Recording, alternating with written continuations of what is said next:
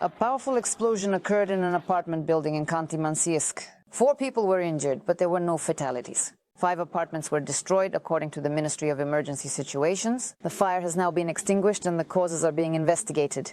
According to media reports, it could have been a domestic gas explosion. 35 residents have been evacuated from the building. A temporary accommodation center has been set up for them. On RBC, the main news. In the studio, Marina Lapteva.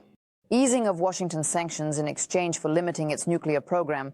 This is what Iran sought during indirect negotiations with the U.S. in Oman, reports the Wall Street Journal, citing sources. It is noted that the Iranian economy has been literally paralyzed by restrictions related to the atomic sector. The country also hopes to gain access to billions of dollars that are frozen abroad. In return, the states are ready to return to the nuclear agreements of 2015.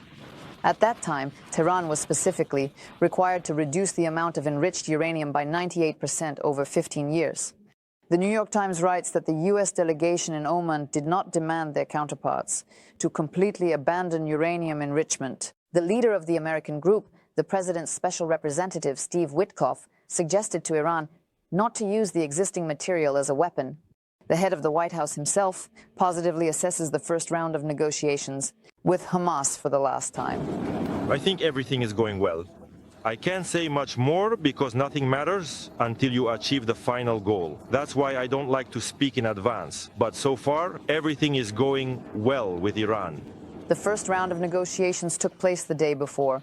It helped to bring the views of the U.S. and Iranian delegations closer. This was stated by the foreign minister of Oman. Tehran calls the recent negotiations constructive. The second meeting will take place on April 19th, also in Oman, as stated by Iran's foreign minister Abbas Araghchi. Yesterday, the discussions included Iran's nuclear program and sanctions against the country. According to the foreign minister, Tehran and Washington will discuss the general framework of a possible agreement next week. There always comes a time when you either need to shut up or do what you said. This is how Trump assessed the progress of resolving the Ukrainian conflict. So we are heading into battle, and there are many battles going on around the world. And I think we are in for a lot of good news regarding these events. And very soon. You know, there are negotiations that are going well. This can probably be said about Russia and Ukraine. You know, there comes a time when you either need to shut up or do what you said. We'll see what happens. But I think everything is going well. Earlier, Trump urged Russia, quote, to hurry up with reaching an agreement on Ukraine.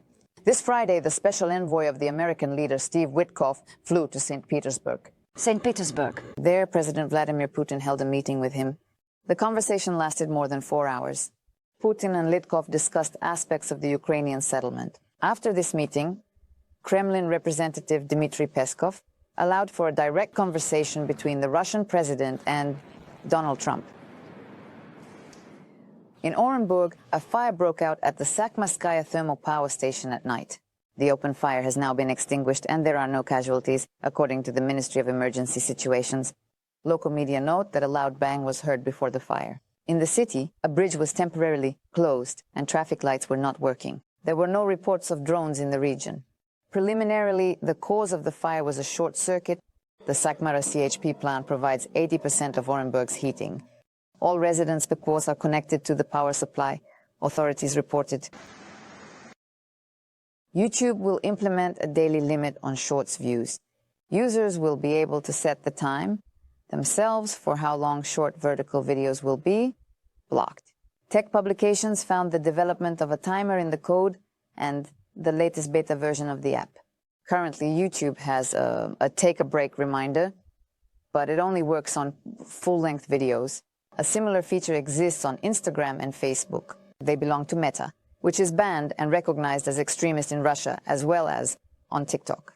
Additionally, you can set limits on apps and disable notifications from them directly in your smartphone settings. The portal TechCrunch notes that interest in apps where you can regulate screen time is only growing. Last summer, YouTube's operation in Russia slowed down. Roskomnadzor cited Google's exit from the country and the cessation of support for the company's servers as the reason. However, the company stated that the slowdown is not related to technical issues or actions by Google.